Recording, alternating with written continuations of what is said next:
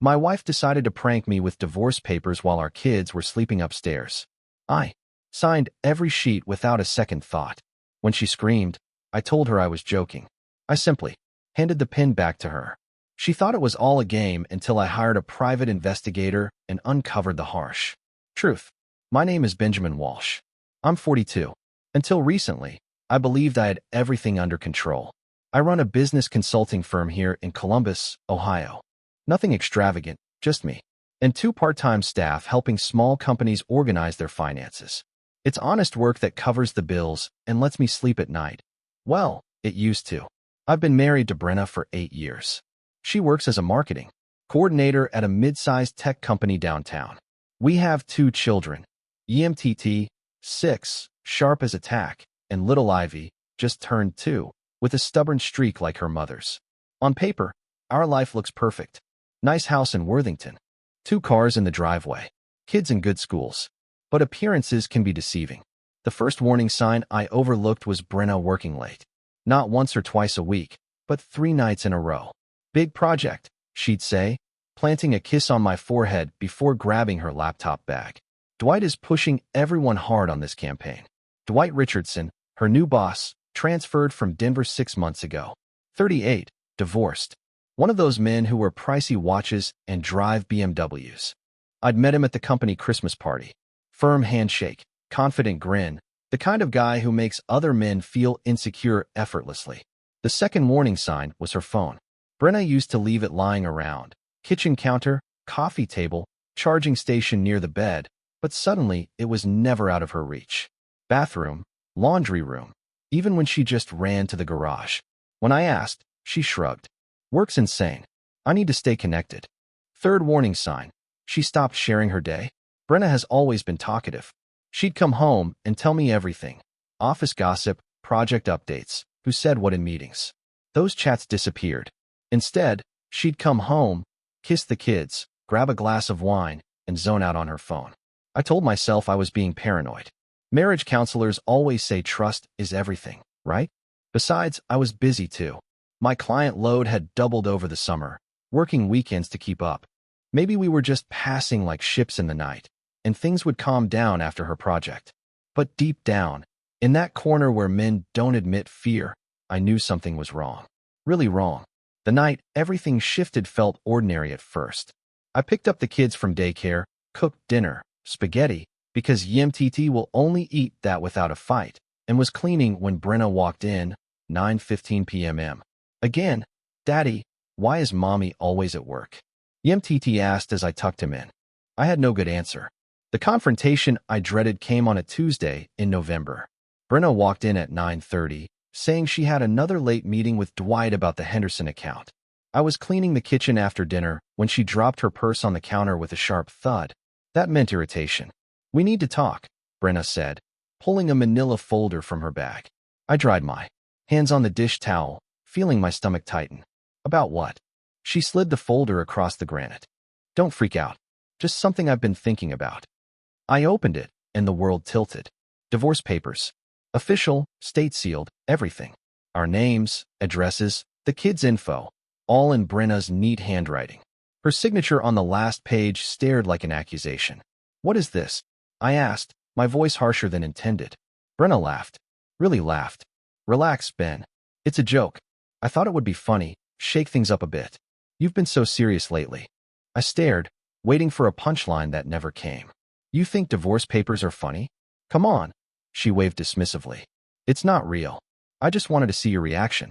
You've been distant, too focused on work. I thought this would grab your attention. I picked up the Mont Blanc pen I'd given her for our 5th anniversary. Without a word, I signed every page needing my signature. Each stroke felt deliberate. Final. Sliding the folder back, Brenna's face drained of color. Wait, she said sharply. I was kidding, Ben. Just playing. I studied her. The woman I married 8 years ago seemed like a stranger. You know what's funny, Brenna? I believe you. You were kidding. But that's the problem. What do you mean? I mean, you treated our marriage like a joke. You thought handing me legal papers, ending everything we built would be amusing. Brenna's mouth moved, searching for words that wouldn't come. You're being ridiculous. It was just a prank, and I only pushed the pen toward you. she said, pointing to the Mont Blanc still lying on the counter. Your turn to sign. Ben, you can't be serious. Dead serious. I closed the folder and placed it firmly in front of her. You started this game, Brenna. Let's finish it. She stared at the folder as if it might bite her. This is insane. You're overreacting to everything lately. Maybe if you paid more attention to your family instead of your stupid clients, we wouldn't have problems. You're right about one thing, I said, leaning against the sink. We do have problems, but they didn't start with my work schedule. The silence stretched between us like a loaded gun. Somewhere upstairs, EMTT coughed in his sleep, reminding me why this conversation mattered more than just hurt feelings. How long have you been seeing Dwight? I asked quietly. Brenna's eyes widened. I'm not seeing anyone. You're being paranoid. Am I? Then why do you smell like his cologne right now? She looked down at her clothes, then back at me. For the first time since she'd walked in, she looked genuinely worried. The aftershave comment hit her like a slap. She stepped back, hand automatically going to her collar. I don't know what you're talking about, she said, her voice wavering. Hugo Boss, I said, crossing my arms. Same cologne Dwight wore at the Christmas party. Funny, I've never worn Hugo Boss in my life.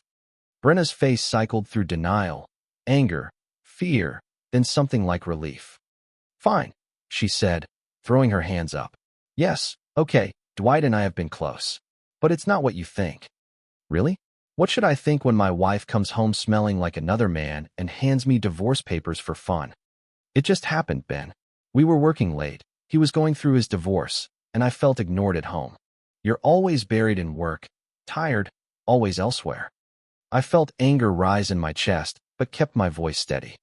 So instead of talking to your husband about feeling ignored, you sought attention from your boss. It's not that simple, Brenna snapped. When's the last time you really looked at me? When's the last time we had a real conversation, not about bills or the kids' schedules? She wasn't wrong about that, and it stung. How long? I asked. 2 months, she whispered. Maybe 3. And this? I gestured to the divorce papers. Was this his idea? No, mine, she said. I thought maybe if you fought for me, got jealous, it would show you still cared. So you test me instead of just asking? I didn't know how to ask anymore. The admission hung between us like smoke. Part of me understood her frustration. I had been distant, wrapped up in work, but understanding and accepting are different things. The kids can't know about this, I said finally. Whatever happens between us, EMTT and Ivy must not get hurt by our mistakes. Brenna nodded, tears forming. What happens now? I looked at the signed divorce papers, then at the woman I promised to love for better or worse. Now you have a choice, him or your family. You can't have both. Ben, please, can't we work through this? I don't know, I said honestly, but I do know I won't be anyone's backup plan. The next morning felt like walking through a minefield. Brenna slept in the guest room, and I spent most of the night staring at the ceiling, wondering how we ended up here. When I went downstairs to make breakfast, she was already at the kitchen table with her laptop and coffee. I called in sick, she said without looking up. Thought we should talk more. I poured coffee and sat across from her. About what? About fixing this mess. Is that what you want? To fix it. She finally looked at me, eyes red from crying. I don't want to lose my family, Ben. I made a mistake. A mistake is forgetting milk. What you did was making choices. Multiple choices over months. I know, she said softly, but I want to make different choices now.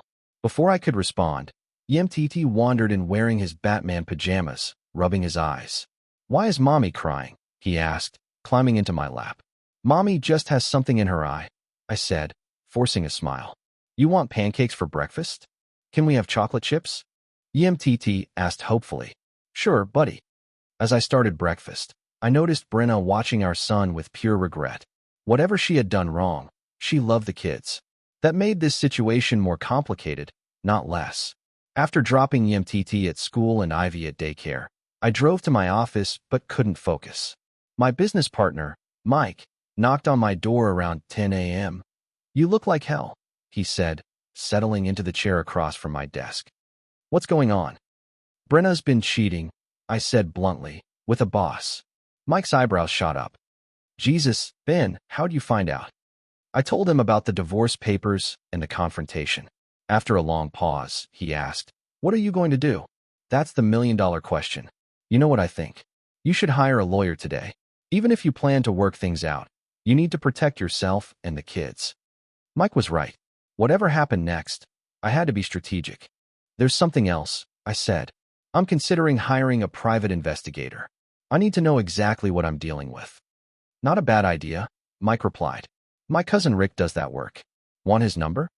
I nodded. If Brenna wanted to save our marriage, she would have to prove it. But first, I needed the full truth about what I was trying to save. Rick Kellerman turned out to be exactly who I needed, a former cop specializing in infidelity cases. We'll meet at a diner on the east side of Columbus, away from anywhere Brenna might appear, he suggested. Your buddy Mike gave me the basics, Rick said, sliding a manila folder across the table. But I need details. When did the suspicious behavior start? Any patterns? I told him everything. The late nights, the guarded phone, her sudden attention to appearance for work. Rick took notes, occasionally asking clarifying questions. Here's what I can do, he said when I finished. I'll follow her for a week, record her activities, take photos if needed. Standard surveillance package, $1,500. I didn't want to spend the money, but I had to know the truth. Do it. One more thing, Rick added. What you find might not be what you want to hear. Some clients think they want the truth until they get it. I'm past wanting, I said. I need facts. That afternoon, I met with Lisa Hartwell, the divorce attorney Mike recommended. Her office was all mahogany and leather, the kind of place that charged by the hour and made no apologies. Based on what you've told me, Lisa said, reviewing her notes, you're in a fairly strong position. Ohio is a no-fault divorce state, but adultery can still affect custody and asset division. What about the kids? I asked. That's where it gets tricky. Courts prefer joint custody unless there's evidence of unfitness. But if we can prove she exposed the children to her affair partner, or if her actions show poor judgment. She wouldn't do that, I interrupted.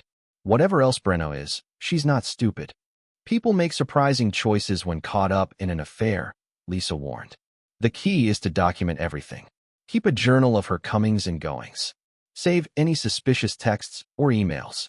And don't let your emotions push you to do something we can't undo in court. When I got home that evening, Brenna was in the kitchen making dinner. She'd changed from her morning business attire into jeans and a sweater. Where were you today? I asked, hanging my keys. I called in sick. I've been here all day. Really? Because your car wasn't here when I came home for lunch. She froze, wooden spoon halfway to her mouth. I went to get groceries. Where are they? Brenna looked around like seeing the kitchen for the first time. The lie was clumsy, almost insulting, but I just nodded. Daddy, EMTT ran in from the living room. Mommy said we might see Aunt Sarah this weekend. I looked at Brenna. Her sister lived in Cincinnati, 2 hours away. Convenient for a secret rendezvous. Did she now? I said, forcing a smile for my son. That sounds fun, buddy. Inside, I was planning my next move. If Brenna wanted to play games, I'd make sure I knew the rules. Friday night brought an unexpected announcement. Brenna said she would indeed visit her sister for the weekend, taking the kids. Sarah's been asking to see them, she added, avoiding eye contact. I thought some space might be good for us. That's thoughtful, I said, cutting EMTT's chicken. When are you leaving? Tomorrow morning, early. Back Sunday evening. I nodded as if normal, but my mind raced. A weekend away meant a weekend with Dwight. If Rick did his job, we'd have proof. After the kids were in bed, I called Rick from my home office. She's taking a trip to Cincinnati tomorrow. Claims it's to see her sister, but I'm betting it's about her boyfriend. Perfect, Rick said. I'll follow at a distance and get photos of wherever she actually goes. If she's meeting this Dwight character, we'll have documentation. What if she really is going to her sister's? Then you'll know your wife is telling the truth, for once. Complete transparency. That's not reasonable. Reasonable went out the window when you started seeing Dwight Richardson. I sat back down across from her. You want to save this marriage? These are my terms. Non-negotiable. Brenna was quiet for a long moment. Upstairs, the kids played in the bathtub, their innocent laughter a sharp contrast to the tension below. What if I can't do it? She asked finally. Then I'll see you in court. The following week felt like walking through a minefield. Brenna had agreed to my conditions, but agreeing and following through are two different things. She requested a department transfer at work, citing personal conflicts with her supervisor. HR was reviewing it. Meanwhile, I started keeping the journal Lisa Hartwell recommended. Every late night, suspicious call, and interaction with the kids went into a composition notebook I kept in my desk drawer. Tuesday afternoon brought an unexpected visitor.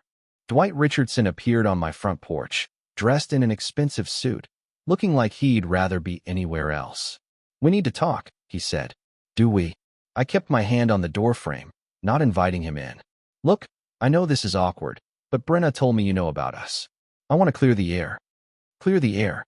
I stepped outside, shutting the door behind me. No way was he coming inside. "You've been seeing my wife for 3 months, and you want to clear the air?" "It wasn't supposed to happen," Dwight said, raising his hands. "We were working late. She had problems at home. One thing led to another." "Problems you helped create by pursuing a married woman," I said. "I didn't pursue her. She came to me," he replied defensively. Being a man of integrity, I turned her down. Dwight's jaw tightened. "It's not that simple." "Actually, it is. My wife made vows to me, but you didn't. You could have walked away anytime. Instead, you chose to break up a family." "I'm trying to be decent." Brenna ended it. "I'm respecting that decision. I just want to make sure we can move forward professionally." "Professionally?" I laughed without humor. "Want to know what's professional? Not sleeping with your subordinate. Not creating a hostile work environment. Not showing up at someone's home to justify your behavior." "I'm not trying to justify anything." "Then why are you here?" "Brenna asked me to talk to you. She thinks if we reach an understanding, maybe you won't pursue the divorce." "Understanding?" I stepped closer, and Dwight instinctively backed up. "Here's my understanding. Stay away from my wife, stay away from my family, and if I see you near my house again, we'll have a very different conversation." "Are you threatening me?" "I'm setting boundaries." "Big difference." Dwight straightened his tie. "Fine, but for what it's worth, I think you're making a mistake. Brenna is a good woman who made a bad choice. Everyone deserves a second chance." "Everyone deserves a second chance, yes," I said. "But no one deserves a third or fourth chance to keep repeating the same mistakes." After Dwight left, I called Rick Kellerman. "Interesting development," I said. I told him about the visit. "Any chance you can find out if Richardson has had affairs with other married employees?" "I can make some calls," Rick replied. "If he has a pattern, it could be useful leverage." That evening, Brenna was quieter than usual during dinner. After putting the kids to bed, she found me in my home office reviewing client files. "Dwight came by," she said from the doorway. "Didn't you ask him to?" I looked up from my laptop. "Okay, maybe I mentioned I wished you two could talk, but I didn't tell him to come here. Doesn't matter. What matters is that your affair partner thinks he can show up at my house and negotiate terms for my marriage." Brenna came in and sat across from me. "I know I messed up. I hurt you and the kids, but we've been together 8 years, Ben. Doesn't that count for something?" "It counts for exactly what it's worth," I said. "And right now, I'm not sure that's enough." 3 weeks after my ultimatum, Brenna made her choice. I came home from a client meeting to find her packing a suitcase in our bedroom. "Going somewhere?" I asked from the doorway. She didn't look up. "I got the transfer to the Cincinnati office. I start Monday." "Cincinnati? That's 2 hours away." "I know." She finally met my eyes. "Do I have a job offer there too?" I asked. "Same company, just a different location." Everything clicked into place. "So you're following him?" "We're starting over, Ben. A fresh start. No complications." "What about the kids?" "They can visit on weekends. Cincinnati isn't that far." A cold weight settled in my chest. "You're leaving your children for a man who has already proven untrustworthy." "I'm not leaving them. I'm trying to find myself again." "You're running away." "There's a difference." Brenna tossed a sweater into the suitcase harder than necessary. "You never fought for me, Ben. Not once. When I handed you those divorce papers, you just signed them. When I told you about Dwight, you didn't even try to win me back. You wanted me to fight for someone who was already gone. I wanted you to care enough to try." I walked over and sat on the edge of the bed. "Brenna, I fought for you for 8 years. Every time you pulled away, every test you threw at me, every moment I felt insufficient, I stayed. I fought by being faithful, present, and building a stable home for our family." "That's not fighting. That's just existing." "No," I said quietly. "That's being a husband." She stopped packing and looked at me. For a moment, I saw the woman I married, vulnerable, searching, lost. Then she blinked, and the stranger returned. "I'll be gone before the kids get home from school," she said. I don't want them to see me leave. Coward, maybe, but at least I'm honest about what I want now. An hour later, she was gone. I called Lisa Hartwell immediately. Emergency custody hearing, I told her. She's leaving the children behind to follow her boyfriend to another state. We'll file tomorrow morning. Lisa reassured me. With her voluntary departure and the documentation we had, it should be straightforward. That evening, I sat EMTT and Ivy down in the living room. EMTT sensed something was wrong. Ivy was just happy for my attention. Kids, I said carefully. Mommy had to go away for work. She'll be living in Cincinnati for a while. When is she coming back? EMTT asked. I don't know, buddy, but you'll be staying with me. Okay. Is Mommy coming to my birthday party? We'll see. I replied, though I doubted it. That night, I called Frank Whitaker. Frank, I might need some help with the kids while I figure out childcare. Whatever you need, Ben. Those kids are lucky to have you. Thanks. And Frank, thank you for having my back through all this. That's what neighbors do. Plus, I've got grandkids their age. Good practice. As I hung up, I felt a shift. The uncertainty was gone. Brenna had made her choice. Now I could make mine. For the first time in months, I knew exactly what I was fighting for. 6 months later, I stood in the courthouse holding the final custody order. Primary custody of EMTT and Ivy was mine. Brenna had visitation every other weekend, but she'd only used it twice since moving to Cincinnati. Congratulations, Lisa Hartwell said, shaking my hand. Your kids are lucky to have a father who fought for them. They deserve stability, I replied. That's all I ever want to give them. The divorce settlement was fair but painful. Brenna received half the house equity and a portion of my retirement. I kept the business in primary custody. The house would remain in my name until the kids turned 18. As I walked to my car, my phone rang. It was Mike from the office. How did it go? He asked. It's over. Really? Over this time? Good. Now you can focus on building something new. He was right. Business was thriving. Word of mouth had brought new clients over the past months. EMTT was excelling in second grade. Ivy was speaking in full sentences. We had found our rhythm as a family of 3. Frank Whitaker had become like a grandfather, picking the kids up from school when I was late, teaching EMTT baseball, reading to Ivy on his porch. Mr. Frank, she called him, lighting up his face. 3 months ago, I had started attending a support group for single fathers. The men there understood the challenges of rebuilding after betrayal, of being both parents, and explaining to children why the other parent left. One older man said divorce isn't the end of your story. It's just the end of a chapter you didn't want to finish writing. He was right. I was writing a new chapter. One where my children came first, where loyalty meant something, and trust had to be earned. Last week, EMTT asked if I would ever marry again. Maybe, I said honestly. But only if she loves you and Ivy as much as I do. What if she doesn't? He asked, serious for an 8-year-old. Then she's not right for our family. He nodded, satisfied. Now, driving home from the courthouse, I thought of the future. The house felt ours again, mine and the kids. EMTT's room was freshly painted blue. The guest room became Ivy's proper space. The kitchen table was covered with homework and art, not tension and secrets. Pulling into the driveway, I saw Frank waving on his porch. The kids would be home in an hour. We'd celebrate quietly, maybe pizza and a movie. Just the 3 of us moving forward. My phone buzzed. An unknown number texted. Ben, I heard about the custody. Hope you're happy now. B. I read it twice, then deleted it. Some conversations are over, and that's okay. I had better things to focus on.